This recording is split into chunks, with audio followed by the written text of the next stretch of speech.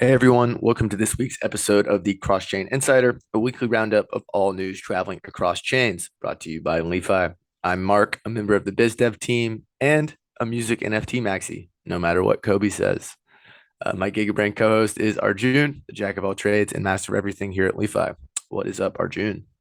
Not too much in the cross-chain space, but LI.FI had a pretty active week, so that's good. Lots of LI.FI content coming at you here.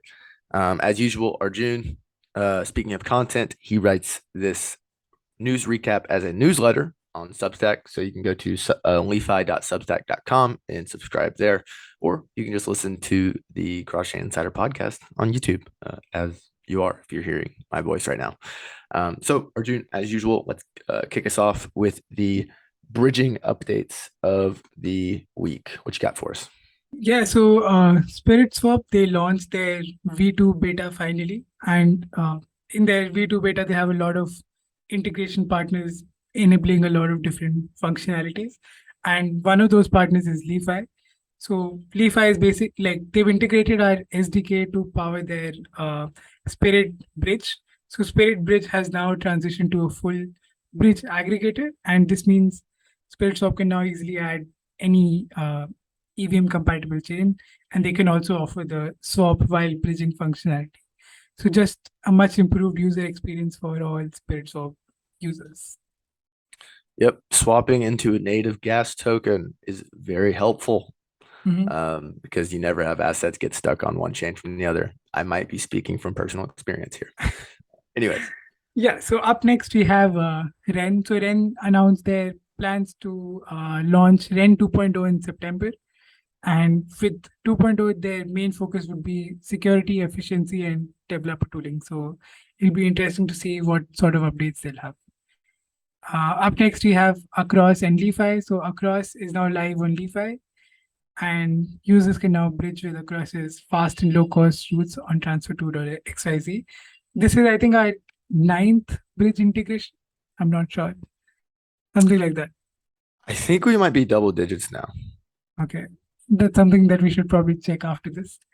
Well, yeah, I can't remember. I can't remember what our production numbers and what our live numbers are right now. So we're close to double digits. We're around double digits. Yeah, we're about close to like double digits. So let's see. So up next we have Polygon POS bridge for Gnosis Safe. So the Polygon team has introduced Polygon bridge for Gnosis Safe. So all this means all teams can now transfer their safe assets between Polygon and Ethereum with this new bridge. What do you think, Mark? This news didn't really get all the attention that it probably should have, but it's just big news.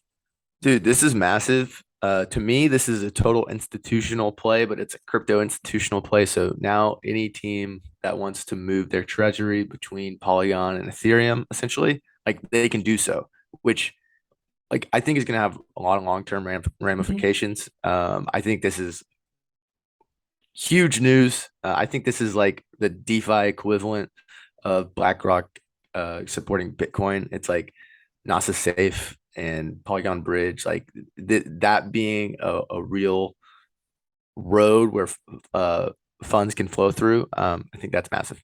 I think so. Polygon Bridge actually has a lot of TVL now, and just a lot of importance on it to be secure and just don't get hacked, please. Please. So to complete this, we have two news related to LI.FI. So one of them is LI.FI has joined the cross-chain coalition. So this partnership will basically enable both the organization's mission to support the cross-chain ecosystem and cross-chain coalition. Like they're a great team. Just join their Telegram channel. They organize great IRL events at all conferences. So you should probably attend one of those if you're around. Last, we have LI.FI. So we've released support for super tokens. And this means users can now swap to and from super tokens. And more importantly, they can upgrade to or downgrade from super tokens across all 16 chains on transfer2.xyz. I'm such a big fan of this. Yeah, I think I really like super fluid. So I'm really glad that this partnership happened. And yeah, super excited for this to go live. Have you used Superfluid to get paid? Just Yeah, wondering. I have, but like not. I don't use it extensively, and I'm kind of like I don't think people understand what super fluid really is or like what super tokens really are. So we should probably do something about that. Oh, maybe we should do spaces or something with Hmm. the team. Yeah. Hmm, hmm. Interesting. Interesting. Okay, so that was the bridging portion of the newsletter. Now we're going to the multi-chain ecosystem updates. Let me see if I can choose the right tab here. Nope, that's one off. Biggest news of the week, I think, in the multi-chain ecosystem land is that Arbitrum Nova, the Arbitrum L2 that is optimized for gaming and social dApps, is now live and open to the public. It is partnered with projects like SushiSwap, Maker, Reddit, FTX. They're all supporting Nova Chain. Uh, Again, this is kind of another piece of news that I don't think got much hype Hmm. in the regular circles, but Arbitrum launching a L2 specifically for gaming and social dApps, like this is big. This is big, big news. This is So big, and at least I know at least two bridges who've already enabled support for Arbitrum Nova. So Orbiter and Multichain already added Arbitrum Nova in like 6 days, which is great. yeah. And so this is like, I really like the idea of app specific chains or like use case Mm, specific chains. And I think it's a big deal that Arbitrum decided that, hey, we want to build our own separate network for games and social dApps, which are both going to probably take a whole lot of throughput to be useful. So I think this is big news. I can't believe mm. it's already. I feel like this was like a stealth launch. It went from ideation to going live so fast. Next is everyone's favorite subject, the merge. The Gurley testnet successfully merged, and POS was executed. I believe this means that the merge is actually coming in mid-September.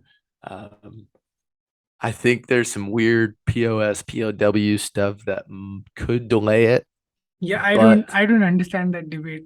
And I have like decided not to, actually go through it. I'm just excited about the merge. I hope it happens.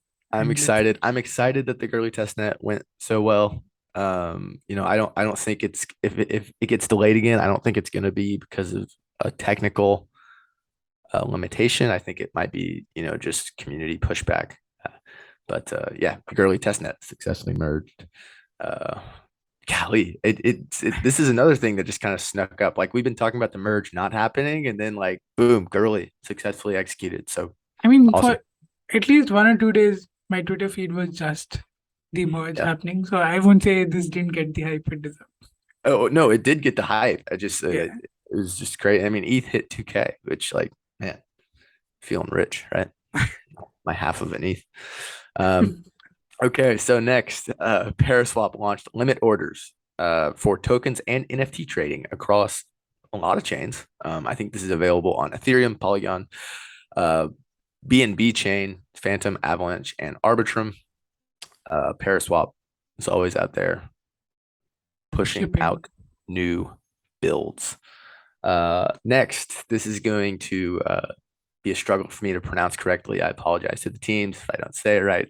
But Symbiosis Finance, which is a multi-chain liquidity protocol, announced a partnership with Binky, an on-chain liquidity staking and liquidity market protocol on Avalanche. Users can now use any token on any chain for Binky with just one click. I believe, yeah, here's the image of this.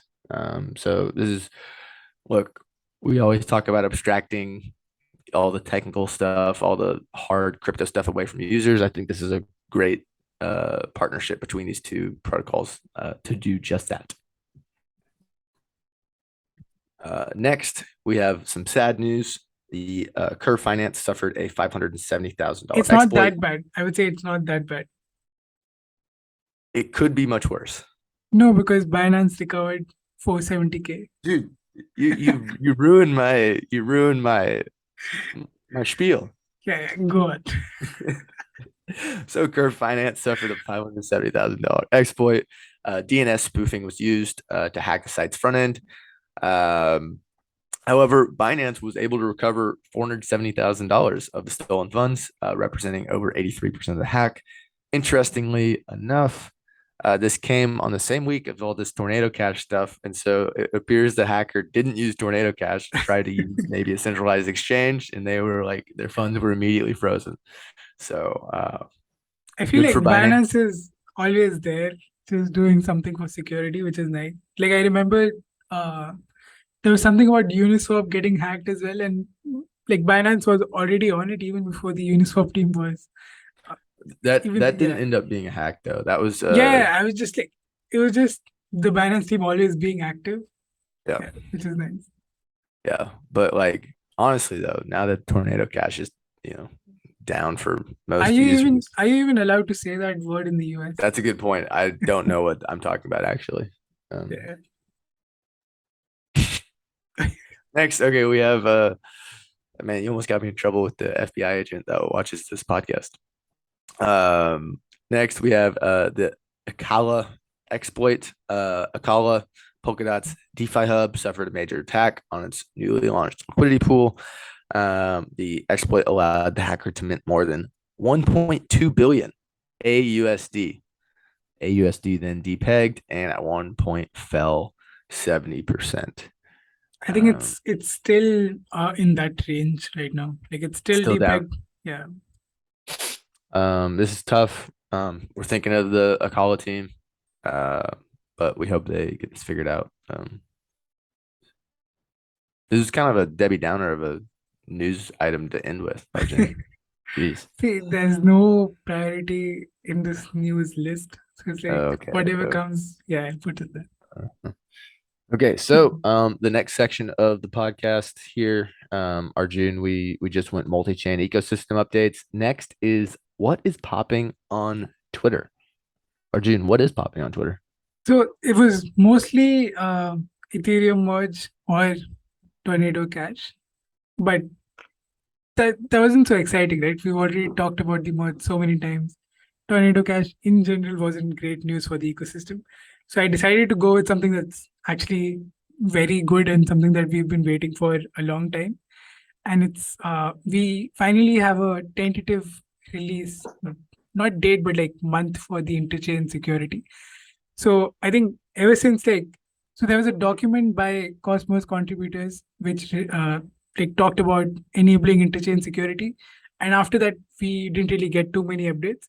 So the initial document said September or August or September, something like that. So that was clearly delayed. But now finally they've launched a roadmap that plans to have interchain security in January 2023. And I think this is just great news for the entire Cosmos ecosystem because the ecosystem is expanding rapidly, right? They have 250 application specific chains already. And with interchain security, all of these app chains can basically leverage the Cosmos Hub validators. So it's like you don't have to set up your new validator set from scratch. And in general, it's like one of the main security concerns for any app chains right now was because they had to, just bootstrap their own validator sets. There was always security concerns. So with with interchain security, this will be these concerns will be kind of yeah. So yeah, Yeah, January 2023, we have a, January 2023 is we big. have a month, and let's hope. I think this announcement comes at a very good time because there's a lot of attention on app specific chains with DYDX announcing their plans. So it's like a good marketing push again because if Cosmos needed more attention, this is the news that would get it right. Yep. And speaking of Cosmos, I believe David Phelps wrote a really fantastic article on Cosmos Mhm. called The Case for Modular Maxis, which is one of the best titles for a blog post I've read in a while. The Case for Modular Maxis. It pretty much builds the case for Cosmos from the ground up. So it goes like, here's why we have Bitcoin. And it's like, here's why we have Ethereum. And then it goes, okay, now here's why we have Cosmos.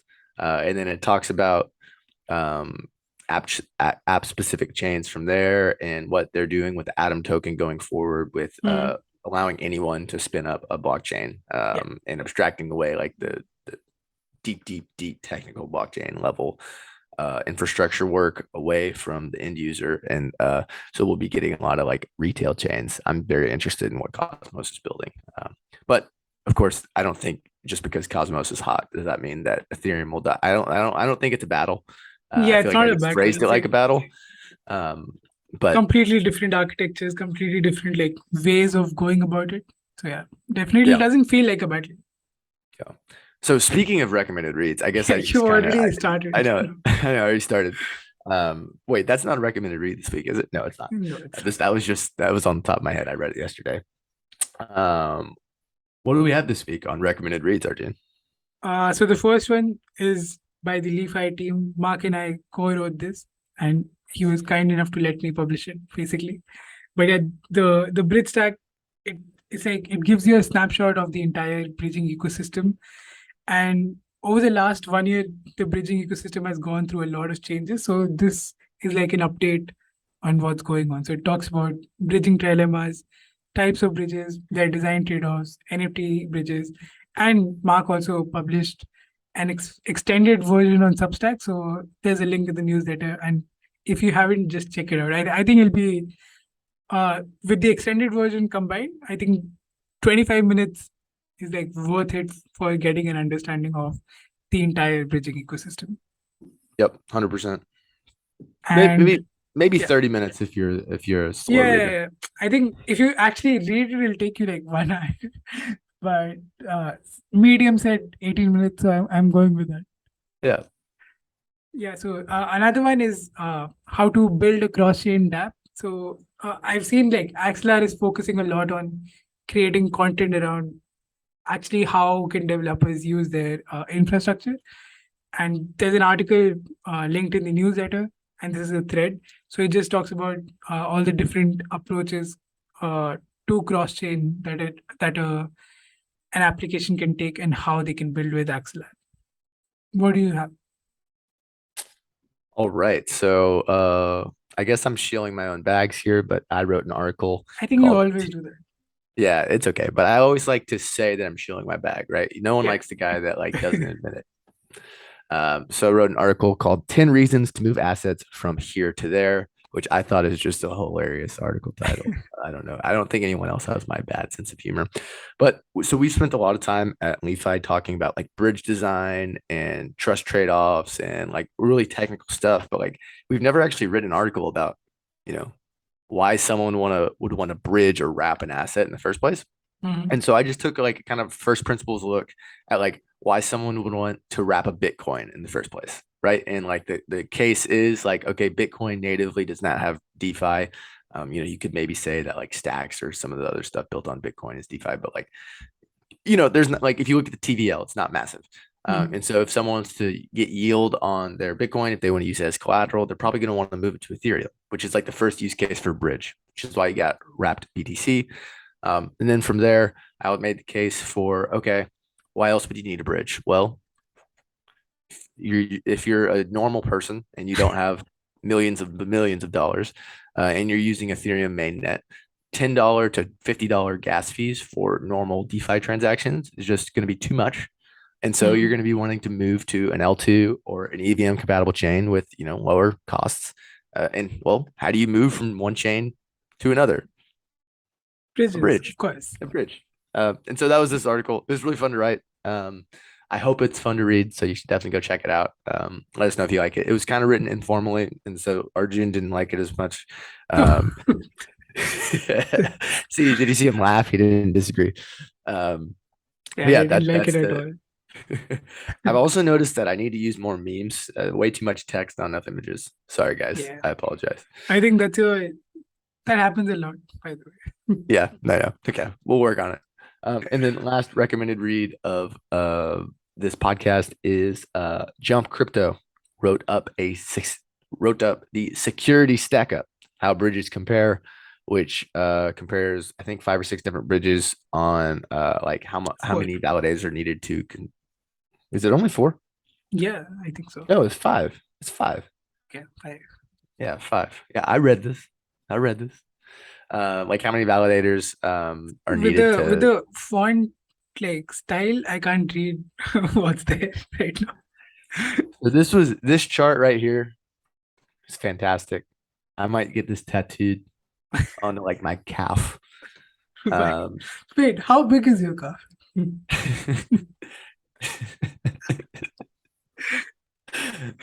well, like here we go. Like this should be front and center on like every white paper and every website. Like number of You won't entities find this needed for information. consensus, I think I've number read needed. enough bridge white papers, and this is the information that you won't find anywhere. It's very hard to find. We should maybe make our own chart here at LI.FI with all the bridges that we support. The number of entities needed to censor a transaction is much different than the number of entities needed for consensus. I mean, look at Axelar, 47 compared to 4. That's Mm-hmm. pretty crazy. And I think number of entities needed to censor a transaction on a blockchain is about to be a very, very big item, Mm-hmm. because especially as Ethereum moves to proof of stake, um, I think I read, I don't think I read, I did read that like you really only need like 1/3 of proof of stakers to censor a transaction, and that's not a majority. Mm-hmm. So, anyways, censorship is going to be a big deal moving forward. Um, with that, I think that's the end of the podcast, Arjun. Yep. A lot of You, content in general. Like just check out LI.FI on Twitter. There's a lot of content in August. So that would give you a very good understanding of the bridging ecosystem, what's going on these days, and you should definitely check out our Substack. definitely check out our Substack. Man, I feel like we did a quick job today. Really got through it all. Yeah. Okay. And with that, that's the latest episode of the Cross Chain Insider. For more info, be sure to subscribe to the Cross Chain Insider, the newsletter that Arjun writes. You can also check out LI.FI, Li.FI. We're building the ultimate cross chain money Lego. You can check us out on Twitter at LI.FI Protocol, LI.FI Protocol. And then come say hi to us on Discord. We're good hang.